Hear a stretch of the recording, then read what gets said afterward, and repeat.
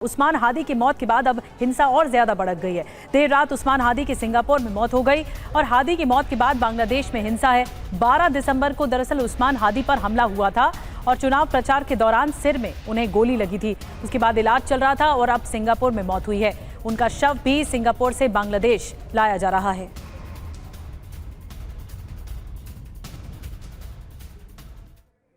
आपको बांग्लादेश में हिंसा करने वाले कट्टरपंथ गैंग को किस तरीके से छूट मिली हुई है, इसके बारे में सबूत दिखाते हैं। पहला सबूत, बांग्लादेश में हिंसा फैलाने के लिए कट्टरपंथी संगठनों का इस्तेमाल किया गया। वहीं इन संगठनों को यूनुस सरकार हिंसा फैलाने के लिए खुली छूट दे रही है।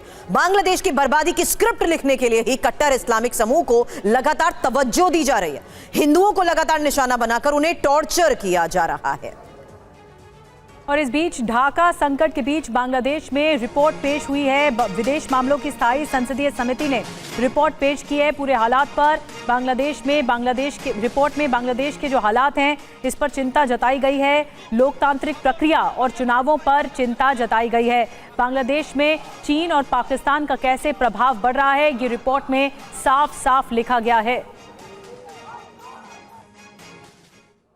बांग्लादेश में हिंसा, संसद में रिपोर्ट पेश। जहां विदेश मामलों की स्थायी संसदीय समिति की ये रिपोर्ट शशि थरूर की अध्यक्षता में रिपोर्ट तैयार की गई है और साथ ही रिपोर्ट में 33 अहम टिप्पणियां और सिफारिशें, जिसमें बांग्लादेश से संबंधों पर विस्तार से जानकारी भी।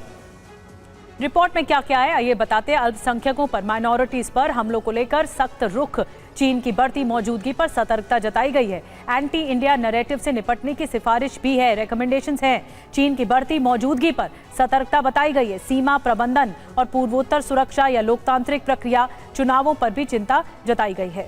हालांकि भारत के लिए चैलेंज क्यों है? क्योंकि राजनीतिक व्यवस्था में बदलाव और पीढ़ीगत असंतुलन और बढ़ती हिंसा, पॉलिटिकल ऑर्डर में भी बदलाव और बांग्लादेश में विदेशी ताकत। इस बीच बड़ी खबर, आगजनी की एक और तस्वीर ढाका से ही सामने आ रही है। शेख हसीना के घर पर आगजनी का यह वीडियो बताया जा रहा है, जहां कट्टरपंथियों ने आवास पर आगजनी की। यह देखिए तस्वीर।